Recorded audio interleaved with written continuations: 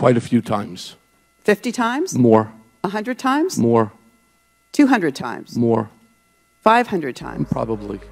ఈ IPO more than 2200 times subscribe అయింది, making history. అంటే ఈ IPOకి అలాట్మెంట్ దొరికే ఛాన్సెస్ని ఊహించలేము. కంపెనీ యొక్క ఆస్క్ సింపుల్గానే ఉండేది, 10 crores. కానీ రిటర్న్లో వాళ్ళకి 14,000 crores డిమాండ్ వచ్చింది and became the most subscribed SME IPO of all time. నేను నాక్డాక్ ఇన్ఫ్రాస్ట్రక్చర్ మాట్లాడుతున్నాను. ఈ company steel and bridge structures, civil and structural కన్స్ట్రక్షన్లో స్పెషలైజ్ చేస్తుంది. Indian railways, Bharat electronics and L&T ఈ కంపెనీ యొక్క కొన్ని ప్రముఖ క్లయింట్స్. ఈ IPOలో వచ్చిన ప్రొసీడ్స్ అన్నిటినీ బిజినెస్ ఎక్స్పాన్షన్ అండ్ గ్రోత్కి యూస్ చేస్తారు. నాక్డాక్ యొక్క రెవెన్యూలో 54% మేజర్గా 2 క్లయింట్స్ నుంచి వస్తుంది.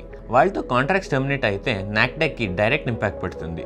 సో ఈ కంపెనీ యొక్క shares BSE SMEలో December 24th list అవుతుంది. మీకు అలాట్మెంట్ వస్తే మీరేం చేస్తారు? కమెంట్స్లో చెప్పండి. అలాగే గ్రో తెలుగుని ఫాలో చేయండి.